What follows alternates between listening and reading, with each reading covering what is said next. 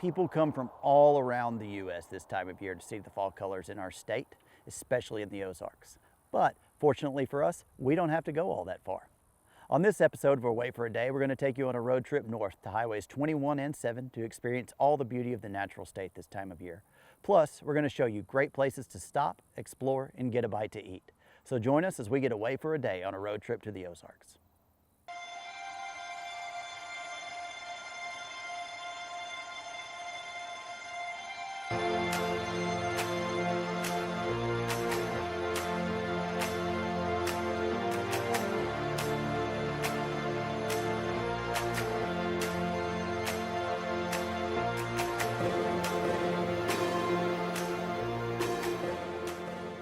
When you're heading this direction on your own road trip, you may spot some really big deer. We've stopped at the Ponca Elk Education Center to find out more about Arkansas's reintroduction of the elk species in our state.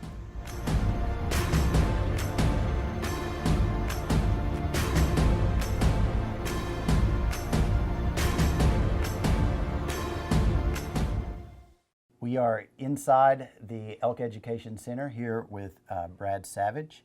Brad, thank you so much for joining us today on the show. We really appreciate you meeting with us. We want to talk to you about the elk because it's a, I guess, relatively new thing in the state. 1980s, is that right, when it started back?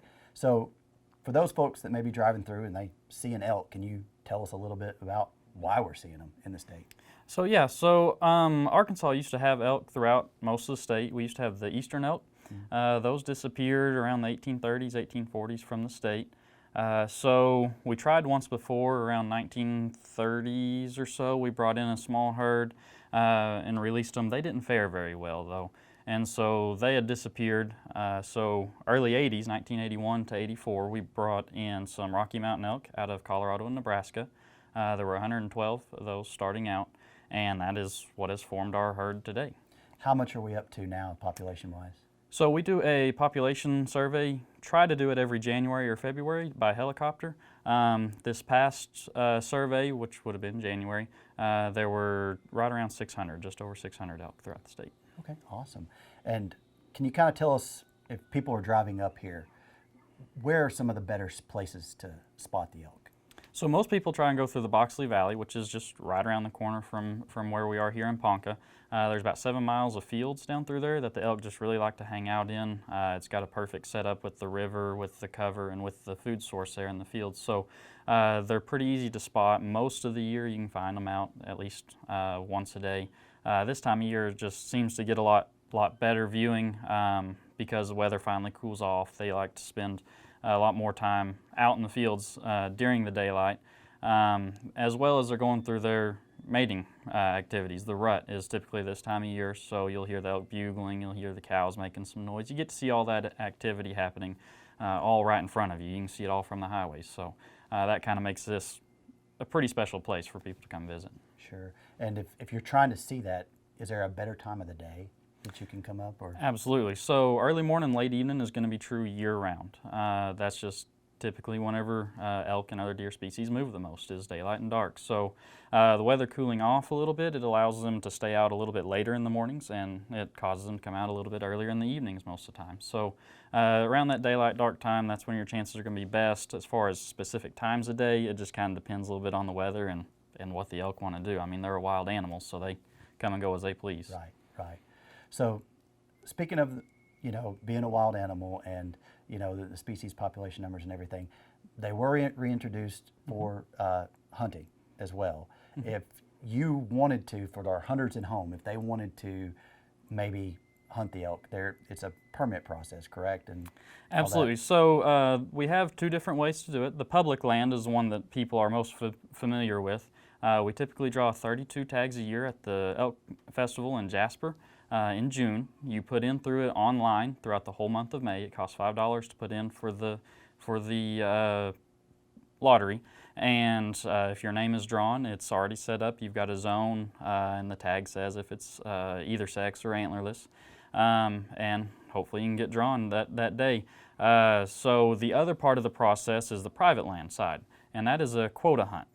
So the public land is only open to residents, so only Arkansas people can put in for it.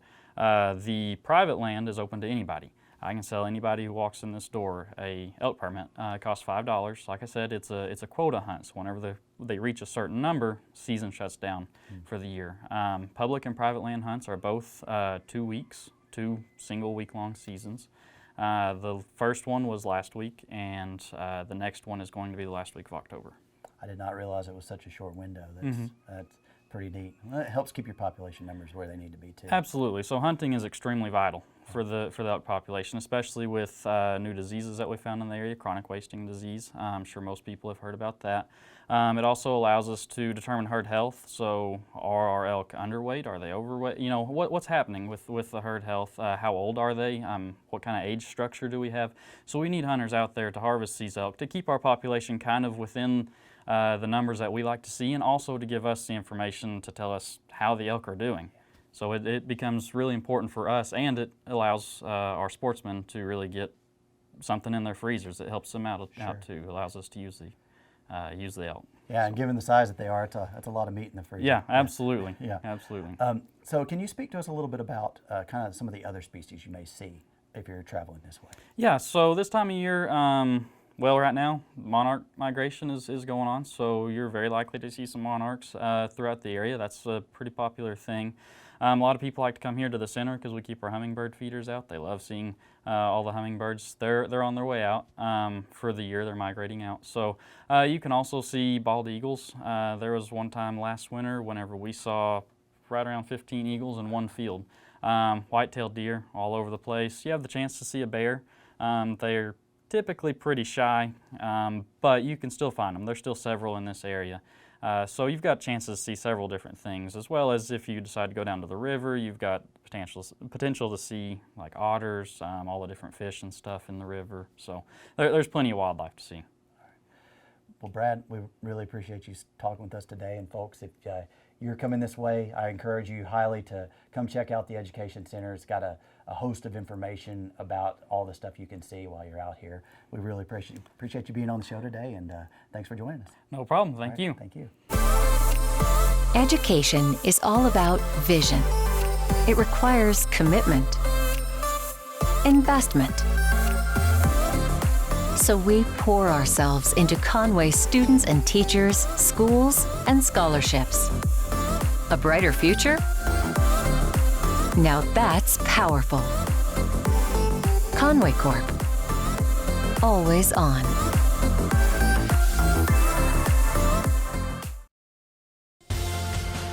Jasper is a great place to stop on your own road trip to eat and refuel. And there's no better place to grab a bite than the Ozark Cafe. This place is consistently on top lists of dining destinations, has appeared on a number of TV programs, now including ours I might add, and is the second oldest restaurant in Arkansas. We stopped in to check it out and grab a bite for ourselves.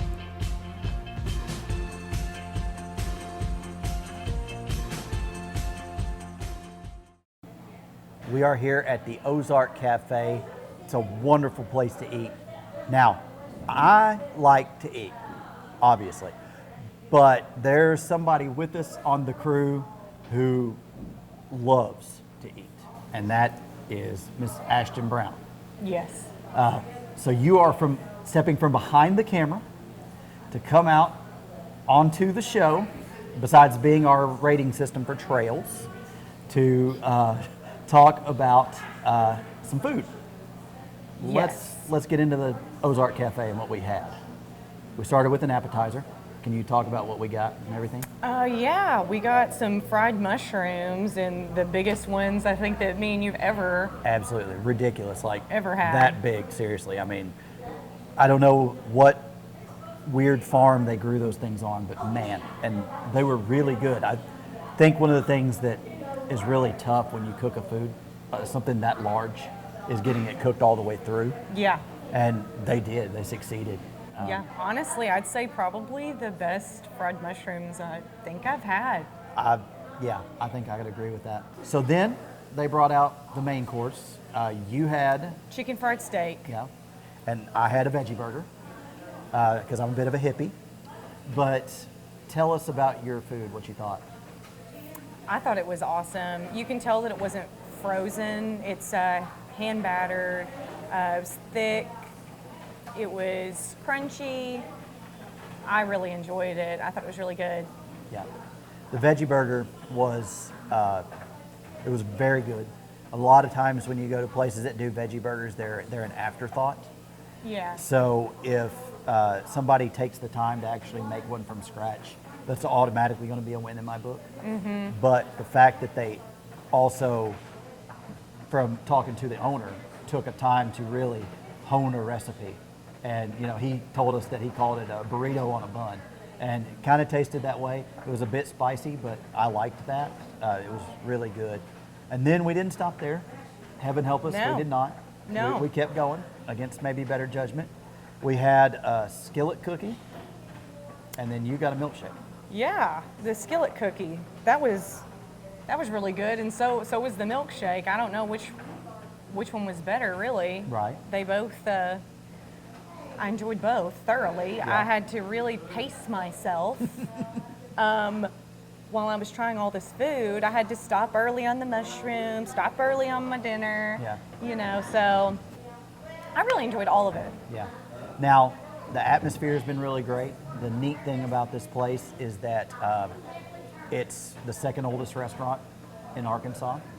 Crazy. Yeah, and it's just Jasper is just a really cute little town to stop in. We've really enjoyed our time here. So now it comes the time for the review. We're going to do a thumbs up system. How's that sound? We'll do 1 if it was Yeah. pretty good, you'd stop back by. 2, you would actually go out of your way to eat here. Or thumbs down, don't ever come here. How about that? Does that work? I would say so. Okay. So you want to do it 1, 2, 3, go, and we'll give our review this way, that way. All right, All let's right. do it. 1, 2, 3, go. All right, so 2 thumbs up from the both of us. Definitely, if you are coming through Jasper on your trip to experience the fall foliage of Arkansas, I think it's a must stop, right? Yeah, I would definitely like to show my family and friends if we're ever in the area, this place. It's Yeah. really good. Yeah.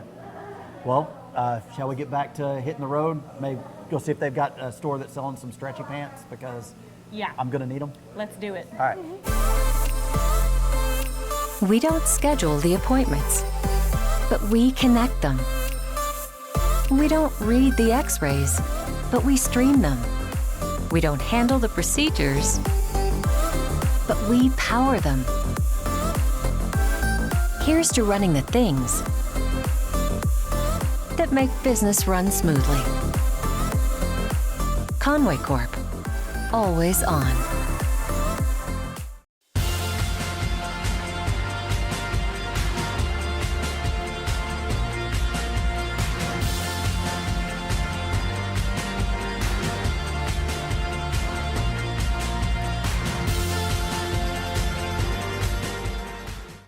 We have taken a little detour off of Highway 7 onto Highway 16 to stop at a place that was a special request from our own production person, Wayne Bailey. So Wayne, tell us where we are and why we're here. We're at Pedestal Rocks natural area, just a little bit east, I guess, of Ben-Hur. And the first time I came here, I was in college. A girl that I was dating at the time told me about it. We came out here one fall, and it was about this time of year, and the leaves were all changed, and it was really pretty. There's some rock formations here that I've never seen anywhere else in the state, and so it's just a really unique place that's kind of close to home. Okay, and this is part of the Ozark National Forest. It is, yeah. Okay, so about how long of a hike are we looking at? There are 2 trails here. There's the Pedestal Rocks Trail that's about 2.2 miles, I think. And then there's the Kings Bluff Trail, which is like 1.3 or something like that. And so it's close to 4 miles total if you do the whole thing. I think we're just doing the Pedestal Rocks Trail today, so we're just going to be a little over 2 miles. And so we've got our difficulty scale that we use for hiking. On a scale of 1 to 5 Ashtons, 1 being the simplest and 5 being, it's really tough and you've got to be pretty well trained for this. Sure. Where would you put this one? I'd say the general trail is probably 1.5 to 2 Ashtons, and then there are areas where if you're more experienced, you can make it more difficult for yourself if you want. Scaling some like boulders and climbing down in crevices and stuff like that. So you could bump it up to probably 3 Ashtons, I guess, if you wanted to. Okay, so it's got a lot for a different range of people. Yeah. If the only thing I would say is if you're going to bring small children out here, keep them on a short leash because there are some cliff areas where they could, if they aren't paying attention, they could fall off. Yeah, definitely something to keep in mind. For sure. Well, you want to get to checking this place out? Yeah, man, let's do it. All right, cool.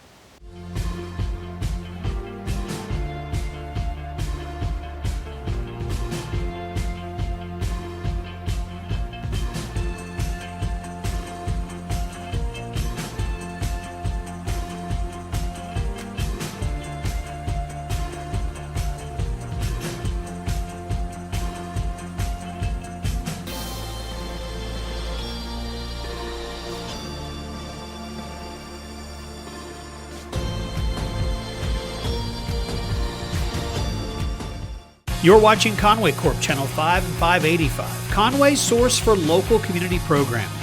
Here you'll find the Wampus-Cats, Conway City Council, here and there featuring local events, burn and breathe that will get your heart rate up and down. Find new adventures on Away for a Day or grab your sketch pad and draw with Mr. Foy's easel. Plus, learn more about Conway Corp's story.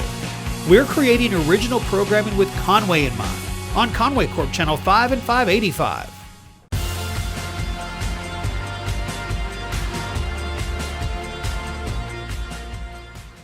Well, it's getting late and we still have a really long drive ahead of us, so we're going to sign off for now. But before we go, if there's a place that we talked about on today's episode that you'd like more information about, or you've got a place that you'd like to share that you'd like to get away for a day, you can visit the website listed on your screen here. I'm Ryan Tucker. Until we see you again, hope you have fun getting away for a day.